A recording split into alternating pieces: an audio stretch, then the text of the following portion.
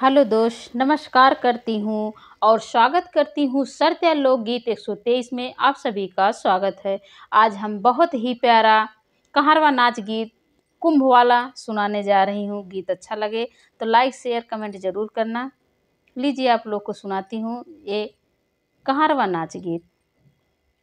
गठरी लैला बालम कुंभ चली, गठरी लैला बालम कुंभ चली, गठरी लैला बालम कुंभ चली। वही रे कुंभ में क्या क्या बिकत है, वही रे कुंभ में क्या क्या बिकत है, वही रे कुंभ में क्या क्या बिकत है। माला लैला बालम कुंभ चली, रुद्राक्ष माला लैला बालम कुंभ चली, गठरी लैला कुंभ चली, गठरी लैला बालम कुंभ चली।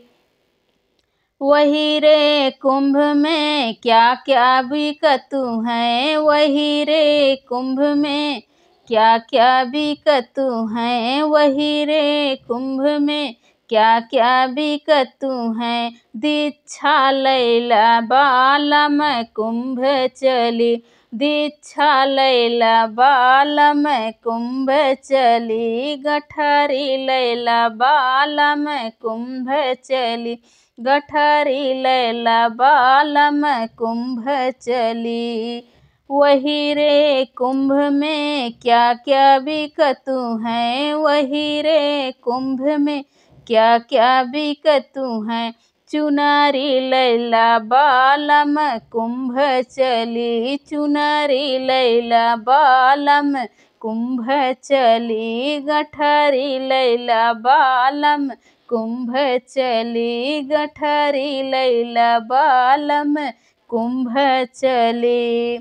वही रे कुंभ में क्या क्या बिकत है, वही रे कुंभ में क्या क्या बिकत है। क्या क्या बिकत है, क्या क्या बिकत है।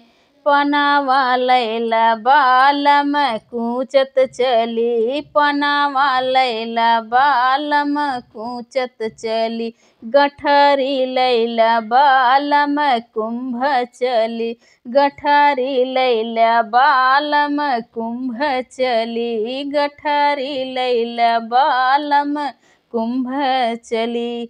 एक कुंभ वाला गीत कैसे लगा कमेंट बॉक्स में ज़रूर बताएं। थोड़ा हंसी मजाकिया वाला है, आप लोग ज़रूर सुनिए और कमेंट करके बताइए ये कैसे लगा।